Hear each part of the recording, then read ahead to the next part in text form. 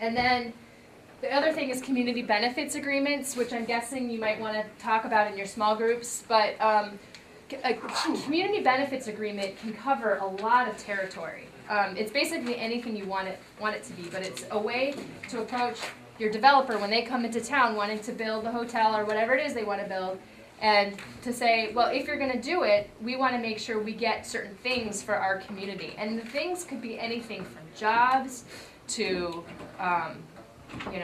good transportation to good housing. It can be all kinds of things. You can design it however you want. The most effective way for community benefits agreements to work is when you have three partners. You have the developer, you have the city, and you have the community.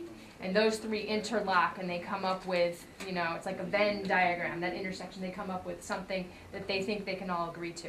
If you don't have the city involved, it's harder. Like the community can come in and say, this is what we want. But if the city's ignoring you, they might just go ahead and issue the permit to the developer.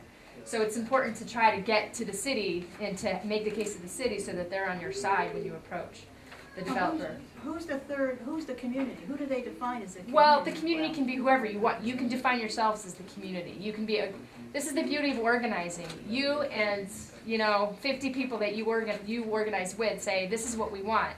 And we think this is going to be good for the community. We speak for workers. We speak for people who need affordable housing, and you build your power that way, and then you are the community. So it's not defined in any sort of way. It's just community interest is represented by an organized voice. Sorry, you had a question. Community benefits agreements, so far as I know, are not legally binding. So is there a way to enforce them beyond just community pressure, or is there another? You can sign contracts so that so let me just give you an example of what we did. There are a lot of ways to approach a community benefits agreement. What our example is, we have a very small one. There aren't that many in this area. There are a ton in California. There are places that have been real leaders in creating the community benefits agreement model. The Northeast doesn't have as many examples. IKEA, going back to Assembly Square, IKEA wanted to come to town. They've since retracted, they're not coming because they have enough business in Stoughton apparently, but they were coming to town and the community was like really worried about all the traffic, the congestion, all kinds of things would change. And this was an opportunity to put pressure on them to get more benefits for the community. So, and there are all kinds of things that IKEA, that the community asked of IKEA. We came in sort of at the end and we said, we want jobs. We want to make sure our residents in Somerville get those jobs. So we did a push, and we actually did a push on the mayor to do a push on IKEA with a postcard campaign, with meetings with the mayor, with our base of people in that part of Somerville. And we put together a very specific, spelled out community benefit agreement that included giving our Somerville residents first notice.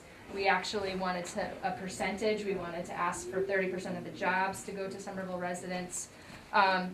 In the end, the mayor was very supportive. He took the agreement to IKEA. He did not want us to go directly to IKEA. I think if we had more time and if we were to do it again, we would work harder to try to have a presence and try to convince the mayor that actually it benefited him to have the community have it, a separate entity, but we were all working together. But the way it worked is we brought to the mayor language that we wanted. He then brought it to IKEA, and they worked out an agreement. It, in the end, was a much more watered-down version from what we had originally asked for. It took out a lot of our specifics, and this is what happens a lot, I think, right now, is things get turned into goals as opposed to mandates, partly because of legality, but it wasn't even goal. We basically, what they gave us was first notice. They gave us people living in the zip code 02145, which is East Somerville, first notice before others about these jobs, and money. There was like $100,000 set aside for job training, computers, for applications, etc. So it was, for us, it was a good victory because it was a first step. We'd like to do more. The same group has been working to try to get a citywide local hiring ordinance. That's a big battle. We have not won that yet, but we're working hard to get it. But it did give us, it was sort of like the first template for us to start figuring out how to be bold, how to ask for what we want. And in our case, we really focused on jobs. But as we look into the future, it would be nice to package these not just as jobs, but thinking about jobs and housing at the same time. A lot of new development is coming into town. We need to think ahead. Someone else said being proactive, that's absolutely right, because these deals happen so fast. So we have to get ahead of it. The way it works best if you do it before the permitting. Because if the city's on board with you, that's a leveraging point. And if permitting's already happened, you don't have as much power. So anyway, those are some examples. Any other questions, then we'll move into small groups. Yes. Was that the construction jobs or the permanent jobs or both? Or? In that case, it was the long-term jobs. It's both. For us, the way we've been approaching this, both construction and permanent jobs. So you're working with the trade unions for apprenticeships and that kind of thing? That's part of what we've been doing for the local hiring ordinance. For IKEA, we sort of, we didn't win on the construction job, so we were thinking more of the permanent one.